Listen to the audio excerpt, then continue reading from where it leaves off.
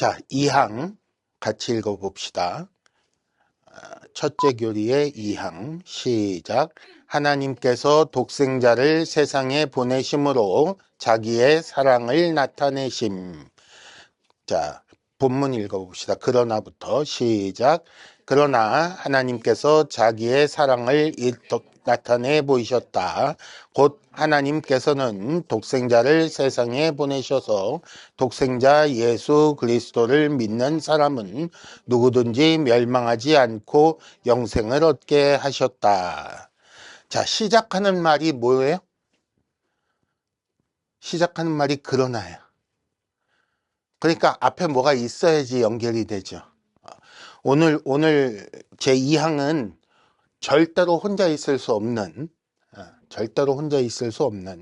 그래서 앞에 걸 생각해야 돼요.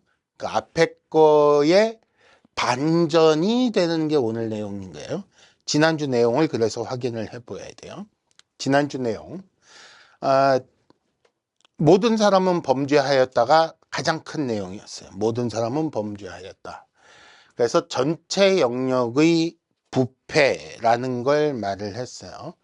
전 영역의 부패라는 건 무슨 내용이냐면 지정의 중에 의만 부패를 해서 하나님을 바르게 알고 하나님 뜻대로 살고자 하는 감정도 생기는데 의지가 약해서 의지 박약이라 이걸 못했다가 아니란 얘기예요. 하나님에 대한 지식은 없는데 그것만 잘 가르쳐주면 감정이 동해서 의지를 가지고 열심히 하나님의 이 뜻대로 살아내더라가 아니라는 얘기예요. 지정이 전 방향으로 다 완전히 오염되고 부패되었다라는 얘기예요. 그래서 어떻게 한다? 아는 건 죄 짓는 것밖에 없고 하고 싶은 건 죄를 짓는 것밖에 없고 할 수 있는 건 죄 짓는 것밖에 없는 상황이 된 거예요. 그렇게 된 이유가 하나님의 형상이 파괴돼서라고 그랬어요. 하나님의 형상이 뭐라고요? 하나님의 형상은 거룩과 의와 진리라고 얘기를 했어요. 거룩과 의와 진리가 하나님의 형상인데 이걸 잃어버렸어요. 그래서 더 이상 사람은 거룩하지도 않고 더 이상 의롭지도 않고 더 이상 진리를 알지도 못하고 추구하지도 못해요. 그래서 거기에 대해 아무런 지식도 없고 하니 그 다음엔 뭐가 돼요? 이 상황을 벗어날 능력도 없고 부패하고 오염되었는데 거기서 벗어나려는 능력도 없고 거기서 벗어나고 싶어 하지도 않아요. 왜 벗어나야 되는지도 몰라요. 그러니까 다르게 표현하자면 구원의 필요성을 느끼질 못해요. 이거는 우리가 가장 잘 아는 거예요. 믿기 전에 구원의 필요성을 느낀 사람. 나는 구원이 너무 간절해. 어디에 구원이 있을까? 그리고 열심히 찾아다녀 득도하여 이 길에 들어선 사람이 있다 없다? 아무도 없어요. 아무도 없어요. 가끔 그런 사람은 있어요. 어딘가 나의 도움이 있을까? 너무너무 도움이 간절하니까 어딘가 나의 도움이 있을까라는 걸 계기로 해서 교회에 나오는 사람은 있어요. 예를 들면 사업 실패, 아니면 병이 걸렸어요. 아니면 다른 어떤 그 정신적인 철학적인 이런 고민들 때문에 어딘가에 뭐가 있을 것이다. 해방 아니면 탈출 이런 게 있을 것이다 라고 생각을 해서 그걸 추구하다가 혹시 하고 나왔는데 마침 그날 들은 설교 말씀에 삥 해가지고 그래 이거야 그러고는 교회 나오게 된 사람들이 가끔 있어요. 가끔. 근데 그 경우도 그러니까 성경이 말하는 바 구원이 필요해서 온 건 아니에요. 성경이 말씀하는 바 구원은 그런 얘기가 아니에요. 많은 사람들이 그걸 구원이라고 생각을 해요. 그러니까 병 걸린 사람이 병 고침받는 걸 구원이라고 생각하고 사업 실패한 사람이 돈을 다시 버는 걸 구원이라고 생각을 하고 아니면 정신적으로 피폐해져 있다가 좀 이렇게 다시 일어나는 걸 구원이라고 생각하는 경우가 있는데 기독교에서 성경에서 말하는 구원은 절대로 그게 아니에요. 만약에 그게 구원이라고 한다면 여기 있는 사람들 중에 나는 구원이 필요해요 라고 인정할 수 있는 사람이 별로 또 없어요. 다들 애지간히 살거든. 그렇잖아. 이거 아니어도 애지간히들 산다니까요. 그렇죠? 그러니까 구원은 다른 거예요. 실제로 성경에서 말하는, 기독교에서 말하는 구원이라는 거의 필요성을 느껴서 하나님을 찾아 나오는 사람이 없어요. 무지한 거예요. 무지. 이 지식이 없어서, 진리를 가지고 있지 않아서 무지하다 보니, 그래서 어떻게 되냐? 구원이 필요하다는 사실을 모르고, 그래서 그냥 살아요. 인생이 그런 거지. 그러고 살아요.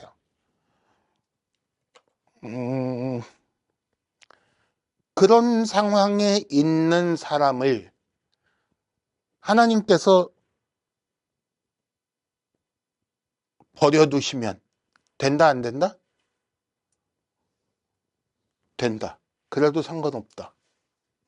하나님은 거룩하신 분인데 거룩하지 않은 사람과 같이 하실 이유가 있다, 없다? 없다. 하나님의 거룩성을 인정하지도 않는 존재와 거룩하신 하나님이 같이 있을 이유가 없어요. 하나님은 의로우신 분이에요. 그런데 의롭지 못한 인간, 의를 잃어버린 인간과 하나님이 같이 있을 이유가 없어요. 왜? 그렇게 해서 하나님의 그 의를 훼손시키고 하나님의 거룩을 훼손시키고 할 이유가 없는 거예요. 하나님이 진리 그 자체인데 하나님을 인정하지 않고 진리를 인정하지 않고 그건 네 생각이고를 시전하는 그런 사람들과 하나님께서 같이 뭔가를 도모할 이유가 있다, 없다? 없는 거라니까. 없어요. 그래서 똑똑한 사람들이 친구가 적대. 똑똑한 사람들이 그래서 친구가 적대. 같이 할 이유를 모르는 거야. 왜 내가 저런 애를 챙겨가면서 이렇게 그게 당연한 마음인 거예요. 똑똑하신 분은 알잖아요. 고개를 끄덕거리시거든. 근데 하나님은 그쪽 면으로는 원탑이잖아. 누가 감히 쳐다볼 수 없는 분이라고. 그런 분께서 거룩하지도 않아, 의롭지도 않아, 지식도 없어, 자기가 부패하고 오염되고 타락하고 맨날 죄만 짓는데 그런 줄도 몰라. 구원이 필요한 지경이 됐고 비참한 지경이 됐는데 자기가 그런 지경이 있는 줄도 몰라. 그러고는 마치 그 라이언 킹 보면 그 삼촌 사자가 조카 사자를 꼴짝이에 밀어놓고는 그 들소떼가 확 몰려오는 장면 기억나세요 혹시? 라이언 킹 안 봤어? 재밌어, 봐봐. 근데 가끔 사람들이 그 들소떼 같다는 생각을 해요. 무지성으로 글로 가면 뭐가 있는지도 모르는데 그냥 무지성으로 뒤에서 뭐가 쫓아온다거나 앞에 뭐가 원하는 게 있다거나 하는 생각도 없이 그냥 뛰는 것 같아. 확 몰려가는 대로 같이 확 몰려가서 끝에 어떻게 되냐면 낭떠러지인데 뒤에서 밀려오고 뛰어가던 그 관성에 의해서 그냥 다 낭떠러지로 떨어지는 거야. 그러면 죽어버린다고. 꼭 사람들이 그러는 것 같아. 그렇게 방향도 없이 왜 글로 가는지도 모르는 채로 막 뛰어가서 다 이렇게 죽음을 향해서 그렇게들 달려가고 있어요. 그런 상황에 있는 사람을 하나님께서 보시고 거룩하고 의로우시고 진리이신 하나님께서 보시고 사람이라는 존재는 죄가 있다라고 정하는 것, 정죄하는 것이 옳다 그러다? 옳다. 그렇게 판결하시는 게 당연하다. 그 하나님으로서는 당연히 그렇게 할 수밖에 없고 해야만 한다. 그렇게 해서 하나님께서 정죄하시면 결과는 하나님께서 사람 유죄 땅땅땅 때리면 그 다음에 결과는 어떻게 돼요? 그 결과가 뭐냐면 하나님과 분리예요. 하나님과 분리. 하나님과 분리인데 영원하신 하나님과 분리되니 영원을 잃는 것이고 생명이신 하나님과 분리되니 생명을 잃는 것이고 그러니까 그 영원한 죽음이요, 그 생명 없이 영원한 형벌을 당하는 거예요. 그 우리가 생각하는 이 영과 육신이 결합된 이 상태에서의 생명 말고 하나님과 연결됐을 때 누리는 생명. 그런 지옥 형벌, 영원한 형벌이 당연한 상황에서 그런 하나님께 그래도 그렇지, 좀 봐주지. 하나님 신식이나 돼가지고, 하나님이 아니고 이제 보통은 신이라고 부르니까 신식이나 돼가지고 그거 안 봐주고 치사하게 아니면 매정하게 언제 그런 게 있다고 가르쳐 준 적이나 있어? 난 평생 들어본 적도 없는데 왜 나같이 양심적으로 착하게 산 사람 지옥 가라, 나빠 라고들 하잖아요. 근데 그렇게 항변하는 게 옳다 그르다? 그르다. 그렇게 항변할 수 없다 라는 게 지난주에 얘기했어요. 여태 지난주에 얘기 복습한 거예요. 다 아는 얘기, 우린 지난주에 다 들어서 아는 얘기를 한 사람 때문에 복습하고 있는 지난주에 왜 안 나왔을까?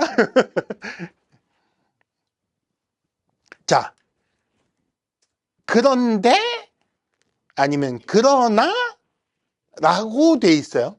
그럼 무슨 얘기가 기대될까? 지난주 얘기에 꼬랑지에 그러나가 붙어 있어요. 오늘 2항에서는 그게 제일 앞에 나오지만 지난주 꼬랑지에 붙어 있다고 생각을 하자고. 지난주 1항에 꼬랑지에 그러나가 붙어 있어요. 그리고 딱 끊었다고 합시다. 잘하는 우리나라 K-드라마 편집을 했다고 치면 그러나가 2항에 앞에 붙는 게 아니라 1항에 뒤에 붙는 거예요. 사실은. 그렇게 해서 그러나가 붙었어. 그럼 오늘 오기 전까지 기대하는 2항의 내용은 뭐였을까? 그러나 하나님도 타락해버렸다. 이렇게 되면 막장 드라마가 되는 거예요. 막장 드라마가 되는 거예요. 근데 그러나 다음에 뭐가 나오냐면 그렇게 하는 게 당연한 하나님께서 사람을 정죄하고 영원한 형벌을 내리시고 그렇게 판결하시는 게 옳을 수밖에 없는 그런 당위성을 가진 하나님께서 그러나 라고 했으니까 뭔가 벗어날 구멍이 생기겠구나를 기대하고 오는 거예요. 기대하고 드디어 봤어요. 그래서 B, 첫째 교리 2항의 배경이 되는 질문은 뭐냐면 그게 당연한데 그렇다면 하나님은 어떻게 하셨을까? 과연 그렇게 하셨을까? 무작정 의롭기만 하셔가지고 죄 있어, 저거 못 쓰겠어, 내 목적에 맞지 않아, 그러니까 갈아엎어, 새로 시작해, 까짓 거 아담하고 하와 둘만 지옥 보내면 돼. 그쵸? 그때는 둘이었으니까 까짓 거 아담과 하와 둘만 지옥 보내면 돼. 내지는 그냥 없던 셈 치고 딱 타노스 하면 싹 사라지고 새로 시작하면 되는 거예요. 근데 그렇게 하셨을까 안 하셨을까가 오늘 얘기. 첫째, 그러나 하나님께서 자기의 사랑을 이렇게 나타내 보이셨다라는 말에서 알 수 있는 것처럼 하나님은 타락 이전에도 사람을 사랑하셨고 타락 이후에도 사람을 사랑하셨어요. 여기서 등골이 서늘해지면서 이렇게 쭈삣쭈삣 올라와야 정상이에요. 타락 전에도 사랑하셨지만 타락한 후에도 여전히 사랑하세요. 이 사랑이 사랑받을 만한 존재에서 사랑하는 게 아니라는 게 중요한 거예요. 도무지 사랑해 줄 수 없고 사랑을 심지어 원하지도 않는 존재를, 더 이상 하나님의 사랑을 원하지도 않는 존재를 하나님께서 여전히 사랑하셔서 그 사람이라는 존재가 하나님과 영원히 분리되어 영원한 지옥 형벌을 받는 걸 원하지 않으셨어요. 쉽게 얘기하면 아까운 거야. 아깝다는 말은 뭐냐면 아낀다는 말이에요. 하나님이 사람을 얼마나 아끼는지 그 사람을 죽는 걸 아까워하셨어요. 이해가 돼요? 난 이해 안 돼요. 난 이거 깨지고 난 다음부터 정이 안 가. 갖다 버리고 빨리 새 거 사고 싶어. 근데 하나님은 아니야. 어떻게 이거 때울 방법 없을까? 이러고 계시는 거야. 그러니까 나는 하나님의 이 여전히 사랑하신다가 이해가 잘 안 돼. 내 성격하고 안 맞아. 그래서 잘못했으면 하나님께서 이렇게 꽉 윽박질러서 꽉 목줄 쥐고 있지 않으면 나는 안티가 됐을 가능성이 큰 사람이라고 늘 생각하고 살아요.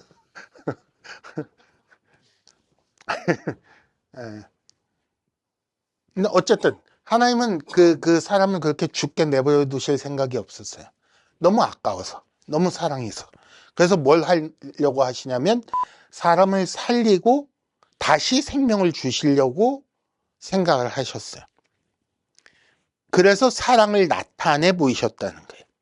근데 이 부분에서 이제 지난주 결말 부분에 미리 스포를 한 얘기가 나오는 거예요. 값을 치를 능력이 없고 값을 치를 의사도 없어. 자기가 살아야 된다는 생각을 못하는 사람 살려봐야 내가 언제 살겠다 그랬어요? 내버려 두지? 그걸 왜 내가 값을 치러요? 그럴 거 뻔하니까.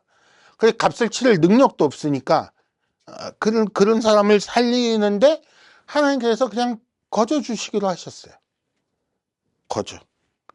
근데 거저 주시는 방법이 뭐냐 하면 독생자를 주셨다는 거예요. 이 학 내용 중에 사랑을 어떻게 나타내 보이셨다? 하나님께서는 독생자를 세상에 보내시는 방법으로 자기의 사랑을 나타내 보이셨다라는 거예요. 여기까지 읽고 도대체 사람은 어떤 생각을 하고 어떻게 행하였는데 하나님은 어떻게 하셨는가를 성경을 가지고 봅시다가 C예요. C. 타락과 구원에 관련된 사람의 뜻과 하나님의 뜻.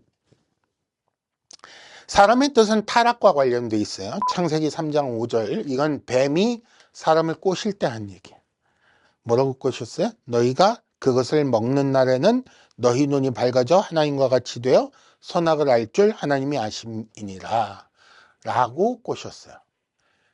이 꼬임이 얼마나 이 속임과 이 유혹이 얼마나 강한지 아직도 사람들이 이렇게 생각해요. 몇 번 얘기했지만 나무 이름이 선악을 알게 하는 나무예요. 선과 악의 지식의 나무예요. 나무 이름이 뭐 하라고 있는 거냐면 그 나무를 보면서 하나님께서 여기서 나오는 열매는 먹지 말라고 하셨어. 그러니 하나님 말씀 따라 내가 이걸 먹지 않는 게 선이고 하나님 말씀을 어기고 이걸 먹는 건 악이야 라고 깨달는 용도로 사용하는 나무라는 의미예요. 그게 사과나무든 서양에서는 사과나무를 자꾸 얘기를 하고 먹다 걸렸다고 이게 애덤스 애플이라고 하는데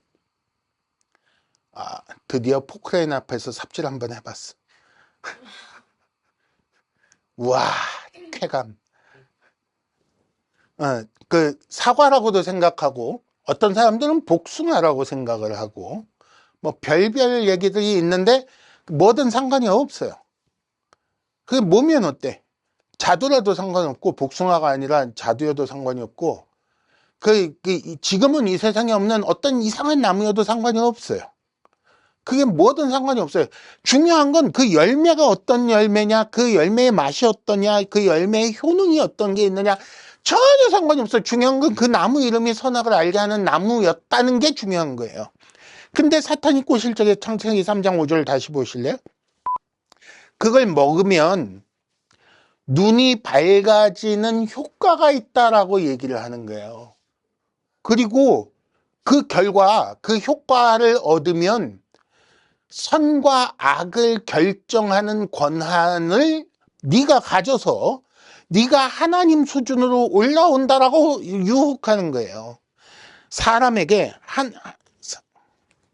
이런 얘기를 많이 하는데,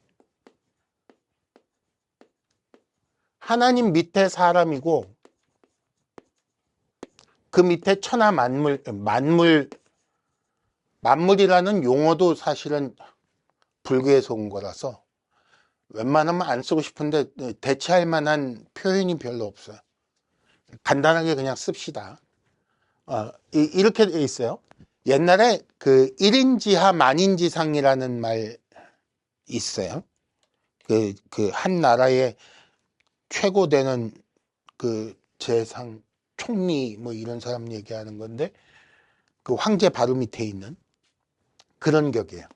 일신지하 만물지상이 사람이었어요.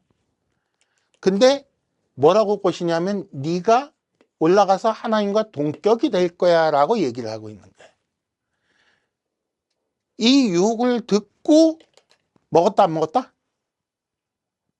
차라 그랬으면 참 좋았을 텐데. 미안해. 차라 그랬으면 좋았을 텐데. 이거 알아듣는 사람이. 근데 안 그러고 어떻게 먹어버렸어요. 먹을 때의 욕심은, 먹을 때의 의도한 바는 결국 무엇이다? 하나님과 같이 되겠다. 하나님을 없애버리고 그 자리에 내가 올라서겠다라는 얘기야. 하나님이 둘이 될 수 없다는 걸 알고 있었잖아. 아담 때는. 여러 신이 있을 거라고 생각하지 않았던 때라고요. 그때는 아직 그 진리를 가지고 있던 때니까, 진리의 지식을 가지고 있을 때니까 하나님은 한 분뿐이라는 걸 알고 있던 때란 말이에요. 지금처럼 여기도 신이 있고 저기도 신이 있고 라고 생각하는 때가 아니었다고. 그런 때니까 하나님 한 분인 자리에 자기가 올라가겠다는 얘기는 뭐냐면, 하나님 없애버리고 그 자리에 자기가 앉겠다는 거예요. 왕을 없애버리고 왕의 자리에 자기가 앉겠다는 거라고. 그걸 뭐라고 부른다? 영모. 영모. 영모라고.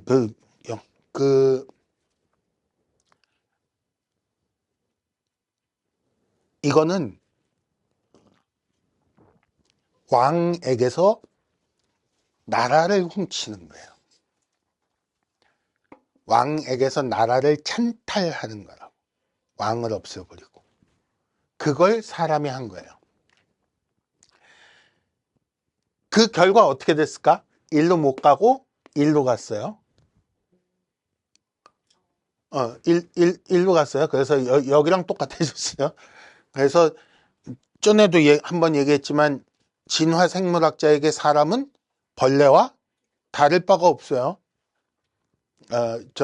그냥 길가에 피는 그 이름 모를 들꽃 한 포기랑 가치 면에서 다를 바가 없어요. 사람은 그 완전히 여기에서 내려와 버렸어요. 그러니까 떨어졌으니까 타락이라고 하는 거예요.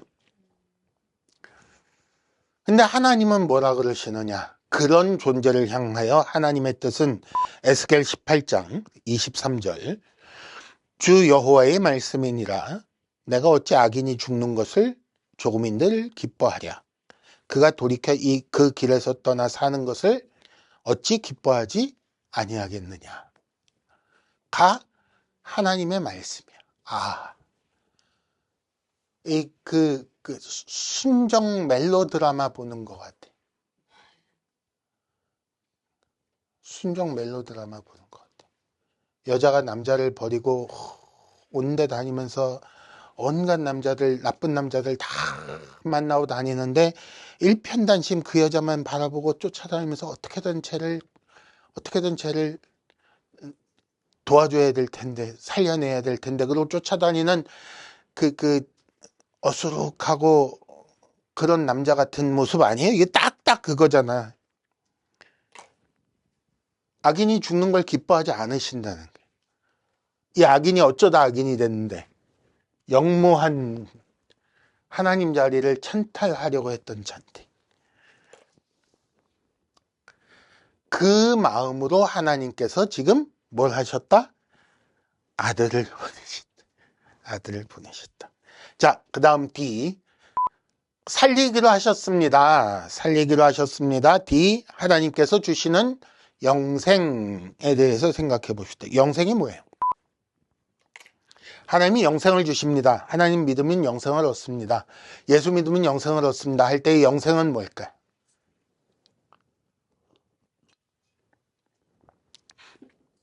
육신의 죽음 없이 시간이 오래 지속되는 삶을 사는 것일까요? 몇 년 정도 살면 영생일까요?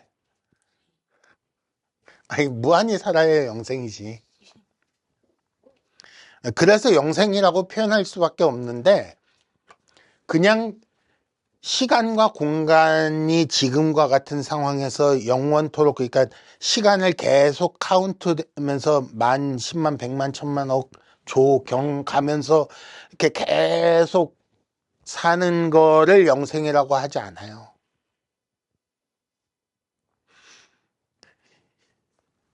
왜 영생이냐면 실제로 영생하는 존재는 하나님밖에 없거든요. 하나님은 영생하세요.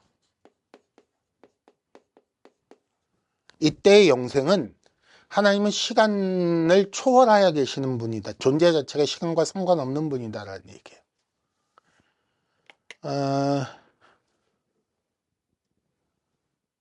그래서 시간이 어떻게 흐르든 하나님하고는 상관이 없어요. 바로 흐르든 거꾸로 흐르든 네, 오래 흐르든 짧게 흐르든 시간하고 하나님하고는 상관이 없어요. 우리 개인 역사 속에서 예를 들면 10년 전, 20년 전과 10년 후, 20년 후를 하나님 편에서 그냥 한 점에서 경험하고 계시는 거예요. 2000년 전에 예수께서 이 땅에 오실 때나 뭐 예를 들면 한 뭐 4000년쯤 전에 뭐 누구 있을 때나 뭐 다윗이 있을 때나 노아가 있을 때나 아담이 있을 때나 지금이나 하나님한테는 차이가 없는, 왜냐하면 하나님은 시간 밖에 계시니까, 시간과 상관없이 계시니까. 그런 생명을 영생이라고 부르는 거예요. 영생이라고 부르는 거예요. 그러니까 이 영생이라는 거는 하나님께서 지은 세상에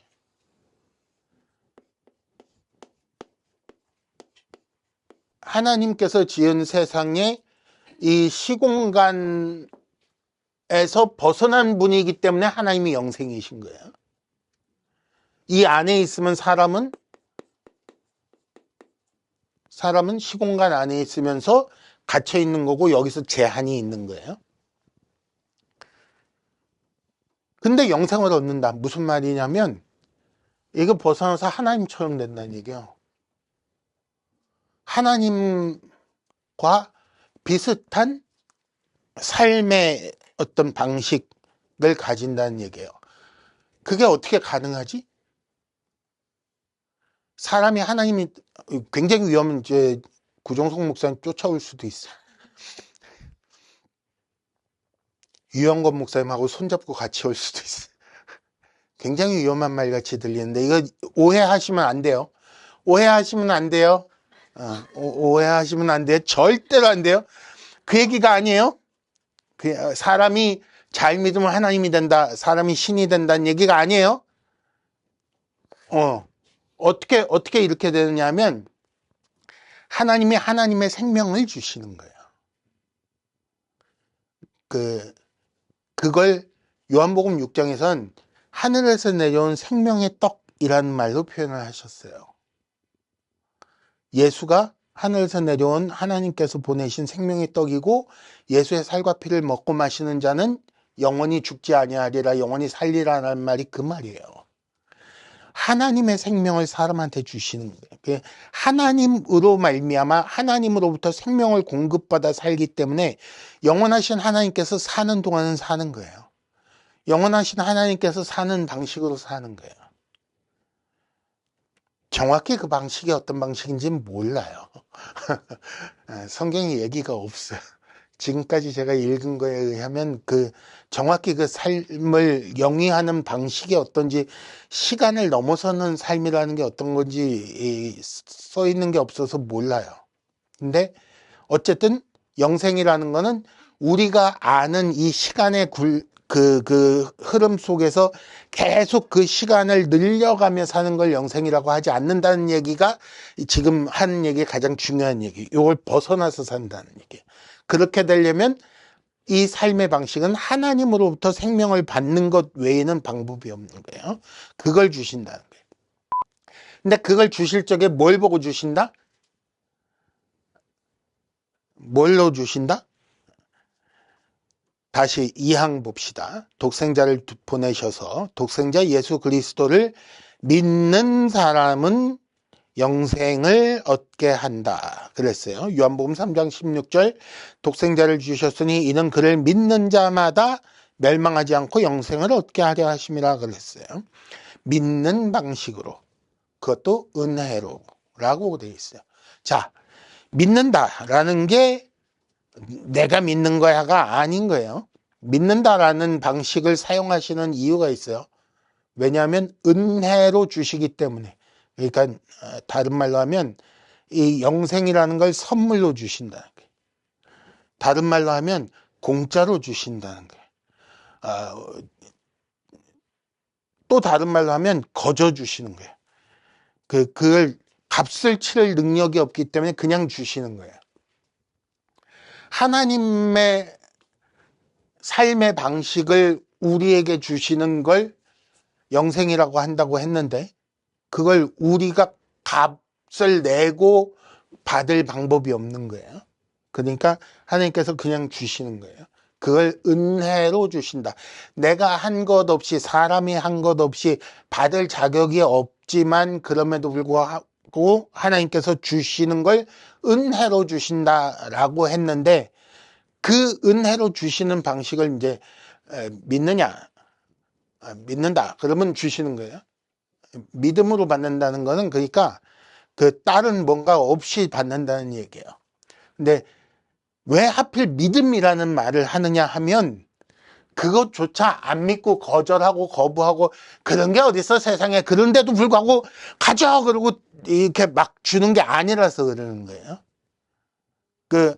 하나님께서 베풀어 주시는 거를, 하나님의 은혜를, 하나님의 선물을 거절하고 부정하며 하나님께서 그런 일을 하신다는 걸 믿지 않고, 사람이 그게 필요하다는 것도 인정하지 않고 그러는 사람에게조차 그걸 주실 이유가 없어요.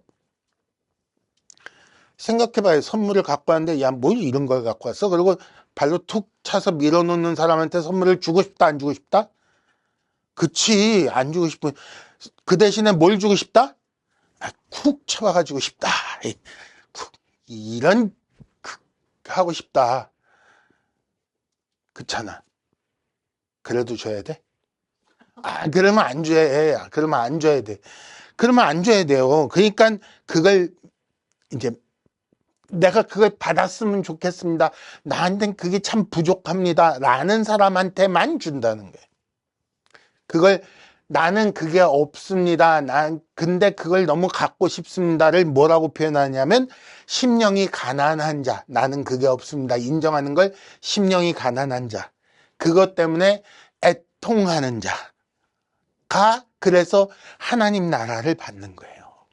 그래서 그걸 믿음이라고 얘기하는 거예요. 그러면 결국 하나님께서 사람을 살려 영생을 주시겠다고 하시는 이유는 뭘까? 그 사람의 뭔가를 보시고? 아니라니까. 그런 거 원하지도 않고 원할 생각도 없는 하나님께서 주시는 선물을 받을 생각도 없고 그거의 가치도 모르고 그거의 가치를 이렇게 계산해서 셈해서 반대되는 걸 뭘 드릴 만한 능력도 없고 심지어 자격도 없는 존재를 하나님께서 일방적으로 너 이거 필요하지? 가져. 그럴 때 고맙습니다. 그러고 얼른 받을 사람에게 주시는 그 마음의 그 기본은 뭐냐면 받는 사람에게 있는 게 아니라 주시는 하나님께 있다는 거예요. 그걸 사랑이라고 표현하는 거예요. 어떻게든 죽어가는 저 사람을 살려내고 싶다. 살려내야겠다. 아까워서 저놈 죽는 건 꼴을 못 보겠다. 내가 어떻게든 살려내고 싶다. 라는 그 마음을 사랑이라고 표현하는 거예요. 그 예가 첫 번째 나사로예요. 나사로가 죽었어요.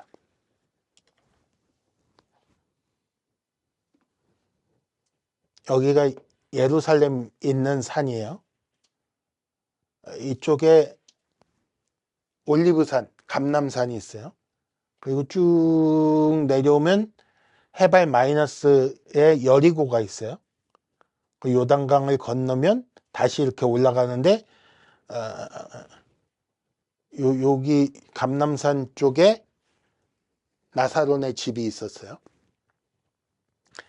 이 건너 여기까지가 하루길인데 여기서 나오셔서 여기 와서 계시는 동안에 여기서 온 사람이 나사로가 죽었습니다를 쫓아와서 알려줬어요.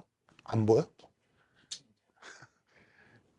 쫓아와서 알려줬어요. 근데 예수님이 여기서 이틀을 더 머무시고 가셨어요.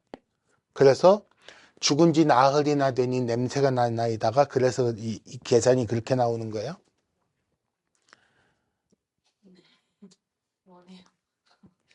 이게 하루길 걸어서.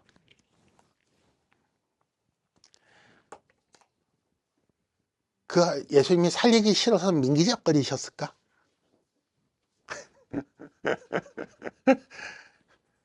얼마나 친한 친구인데. 나사로만 아는 게 아니에요. 마르다와 마리아도 알고 있었잖아요. 마르다는 예수님 일행을 위해서 분주하게 뛰어다니면서 밥하고 하던 사람이고, 마리아는 언니가 그러든 말든 내팽개치고 예수님 발밑에 딱 앉아서 하고 듣던 사람이 마리아인데 얼마나 이뻐요. 그런 사람들과 그렇게 친밀하게 사귀던 사이에 예수님이 여기서 그 소식을 듣고 나사로가 죽었다는 소식을 듣고 이틀이나 더 계시다가 올라가셨어요. 나사로가 죽은 줄 몰라서? 죽었는데 살리기 귀찮아서? 살리는데 너무 힘이 들어서 지쳐서? 일부러 아무도 나사로가 다시 살아날 거라는, 아무도 나사로가 다시 살아날 거라는 기대조차 할 수 없는 시간을 만들기 위해서 여기서 계신 거예요. 사실은 여기서 떠나오실 때 나사로가 죽을 줄 알고 떠나오신 거예요. 지금쯤 나사로가 죽었겠구나. 내 친구 나사로가 죽었겠구나. 내 사랑하는 마르다와 마리아가 얼마나 슬퍼하고 있을까.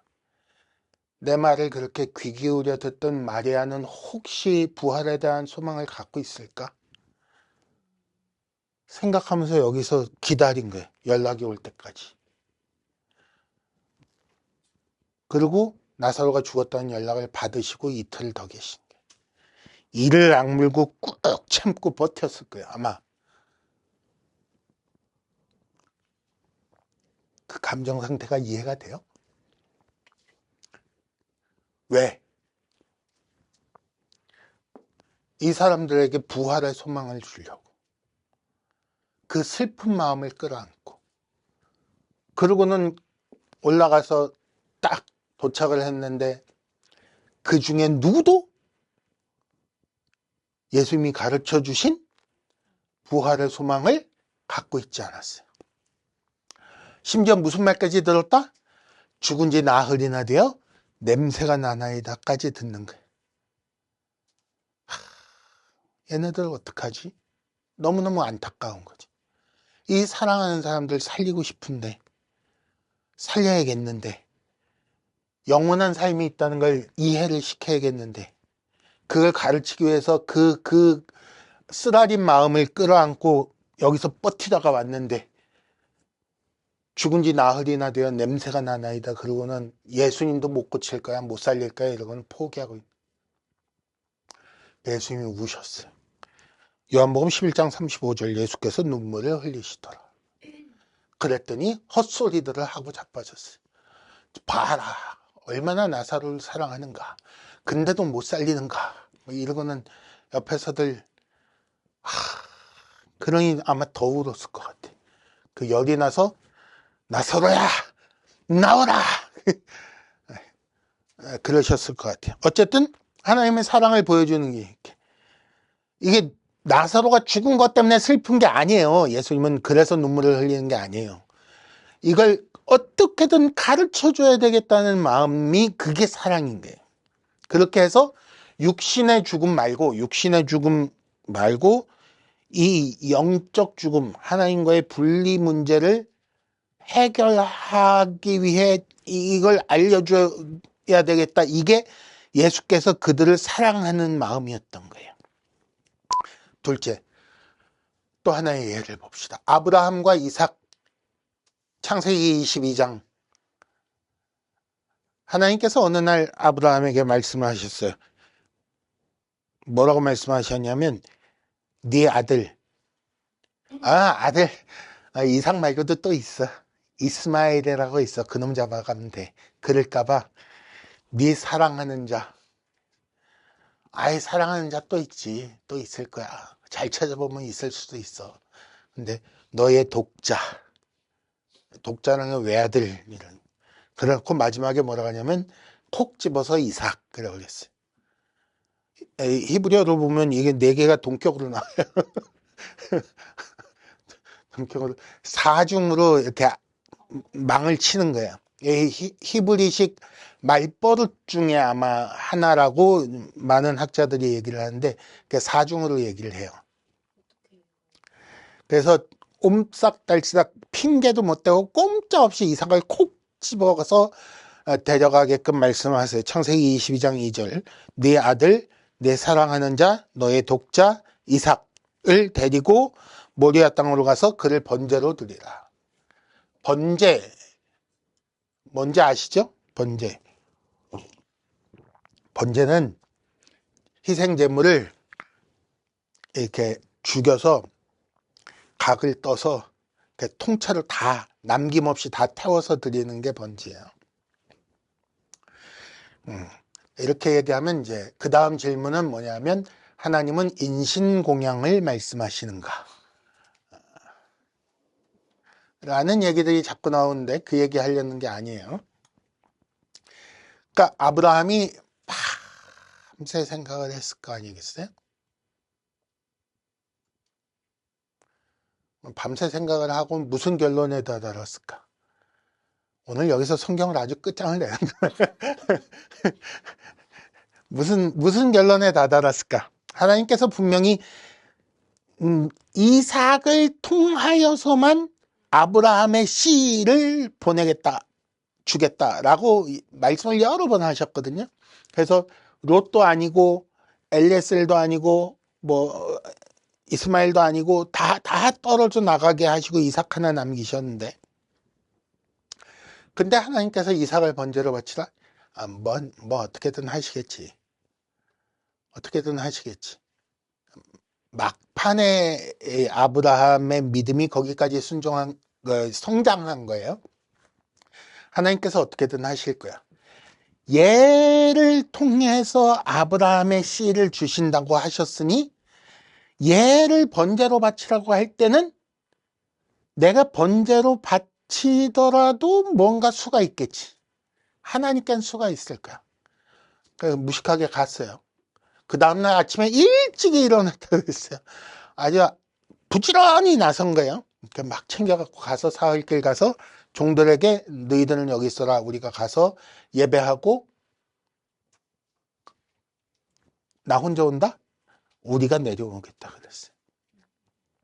우리가 가서 우리가 예배하고 우리가 온다. 그리고 얘기를 하고 갔어요. 종들을 속이기 위해서 그랬는지 정말 우리가 내려올 걸 믿어서 그랬는지 뭐 말하는 사람마다 조금 다른데 어쨌든 그렇게 올라갔어요. 올라가서 제사를 드리려고 나무를 다 해놓고 아들을 꽁꽁 묶어서 놓고 미련퉁이 이삭은 그래도 반항도 없이 그냥 가만히 있어요. 아브라함이 칼을 쫙 빼니까 하나님이 뭐라고 하시면 아브라함아. 급하니까 2번 불렀어요. 2번 부르시고는 그 다음에 내가 준비한 재물이 있다. 왜 그러셨을까요? 왜 그냥 하지 마라 그러고 마칠 수도 있잖아요. 하지 마라 그러고 마칠 수도 있고, 번제로 짱 드린 다음에 그 잿더미 속에서 이삭이 새롭게 쫙 불사조 새롭게 쫙 태어날 수도 있잖아요. 황금빛으로. 그 누구지? 누구처럼 그렇게 태어날 수도 있는데 왜 하나님께서 그렇게 급하게 멈춰 그래 놓고는 내가 따로 재물을 준비했어 그러고는 이렇게 뿔이 걸려서 있는 순양을 이렇게 보게 하시잖아요. 그래서 그 순양으로 제사를 드리잖아요. 왜 그러셨을까? 하나님이 지금 뭘 얘기하는 거예요? 영생을 주시는 이유, 사랑 그랬잖아요. 하나님이 사랑하셔서 누구를? 아브라함을. 그리고 누구를? 이삭을. 하나님께서 하나님의 백성을 사랑하셔서 뭘 하신다? 하나님의 백성이 죽는 대신 죽을 제물을 준비하신다. 그걸 통해 하나님의 백성은 어떻게든 살리신다를 알려주시는 거예요. 하나님께서 하나님 백성을 살리기 위해 하나님 백성 대신 죽을 제물을 마련하신다는 걸 알려주시는 거예요. 그리고 아브라함이 이삭 대신에 그 양을 하나님께서 준비한 제물을 잡아 번제로 드린 바로 거기서 예수님께서 십자가에 달려 죽으셨다라는 소문이 있어요. 성경에 안 나오니까 잘 몰라. 근데 어쨌든 거기가 나중에 모리아산이 성전이 된 거는 맞고, 근데 성전하고 예수님 십자가 달린 데하고는 조금 차이가 있어서, 근데 어쨌든 그런 중요한 건 뭐다? 하나님께서 하나님 백성을 사랑하사 살리기 위해 대신 죽을 제물을 보내신다를 알게 하시는 게, 이게 사랑 때문이라는 게. 자, 그럼 마지막 F. 독생자를 보내시는 방법 외에 다른 방법은 없었는가? 굳이 그래야 했는가? 굳이 독생자를 보내 죽게 하셔야만 했는가? 다른 방법으로는 사람을 살릴 수 없었는가?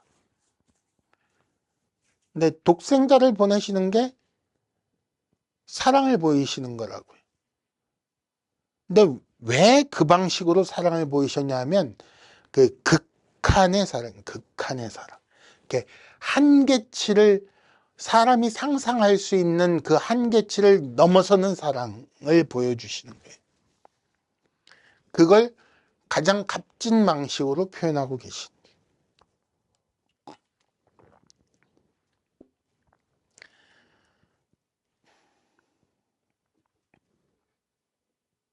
이것이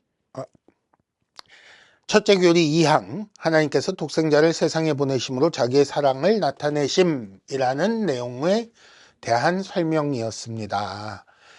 질문이 있으신 분은 예배 마치고 밥 먹으면서 질문을 해주시면 제가 범벅구 하면서 먹겠습니다. 여러분들은 냠냠 하면서 드십시오.